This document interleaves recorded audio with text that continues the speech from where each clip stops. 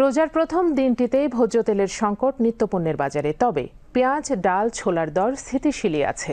ভোক্তাদের চাওয়া রোজা ঘিরে পণ্যের কৃত্রিম সংকট তৈরি ও মূল্য কারসাজি রোধে জোরালো মনিটরিং বহাল রাখা। শাহেদ জাহিদের প্রতিবেদন।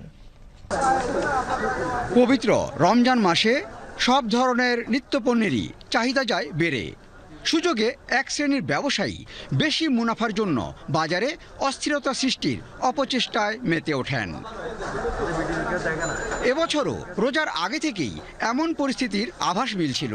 বিশেষ করে অন্যতম চাহিদাপূর্ণ ভোজ্য তেলের বাজার হয়ে ওঠে অস্থির। আর পেঁয়াজের দাম কিছুটা কমলেও চড়ে আছে রসুনের দর। অবশ্য রোজার অত্যাবশ্যকীয় পণ্য খেজুর এবং চিনির দাম এবার কমেছে। ছোলা, চিড়া, মুড়ি এবং গুড়ের দামও আছে স্থিতিশীল। ছোলা, বুট, খেসারির ডাল, চিনি, তারপরে এই যে শরবতের আইটেম, এগুলা মোটামুটি স্থিতিশীল। মানে এটা বাড়ার কোনো উদ্যোগ নাই কিংবা বাড়বেও না মনে হয়। প্রচুর মাল আইতেছে। শাকসবজির প্রচুর সরবরাহ সুবাদে দামও রয়েছে নাগালেই। এছাড়া মাছ, মুরগি এবং মাংসের দামও স্থির আছে বলতে হবে।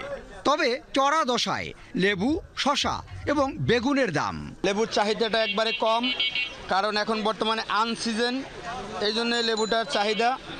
আমরা যেখান থেকে আনি ওখান থেকে গৃহস্থের কাছ থেকে আরেকটা লোক কিনে, এটা ওদের ভিতরে একটা সেন্টিগ্রেটের ভিতরে মানে এই ব্যবসাটা চালাইতে চাই। বাজার সংশ্লিষ্টরা বলছেন, অন্যান্য বছরের বিপরীতে এবার বেশিরভাগ জরুরি দ্রব্যের দামের স্থিতিশীলতা পরিস্থিতির উন্নতিরই ইঙ্গিতবাহী।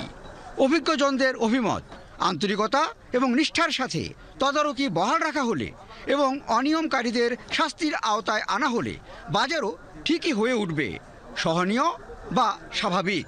বাজারে একমাত্র যদি নিয়ন্ত্রণ করতে হয় সরকার, যেভাবে বিভিন্ন জায়গায় ট্রাকে চাল দেয়, বিভিন্ন পণ্য দেয়, ওইভাবে জিনিসটা বাড়াইতে হবে।